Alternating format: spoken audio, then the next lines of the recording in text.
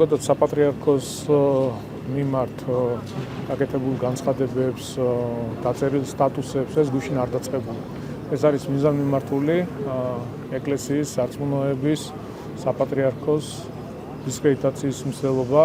ეს რა თქმა უნდა ყველაფერი გარედან დაფინანსებულია, გარედან წამოსული დავალებებია.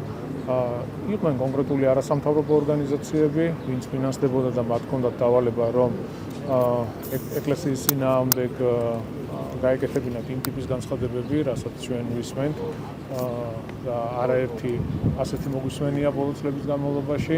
რა თქმა უნდა, ეს ყველაფერი სამწუხაროა, თუმცა სასიამოვნოა ის, რომ ჩვენი ქვეყნის მოსახლეობის უმრავლესობა რეალურად ხედავს თუ რა პროცესები მიდის, ვინ არიან ეს ადამიანები, ვისი გავლენით, ვისი მითითებით, ვისი დავალებით მოქმედებენ და რა არის მათი ინტერესი. შესაბამისად, დღეს ეკლესია არის ძალიან ძლიერი, ქართველი ხალხის უმრავლესობა ხარს უჭერს ჩვენს საპატრიარქოს, რაც შეეხება გადაწყვეტილებებს იღებს სინოდი და არავის არ აქვს უფლება ჩაერიოს და მითითებები მისცეს თუ რა როგორ უნდა განხორციელდეს. თვითონ მიიღებენ გადაწყვეტილებას ყველა საკითხთან დაკავშირებით, რომელიც არსებობს.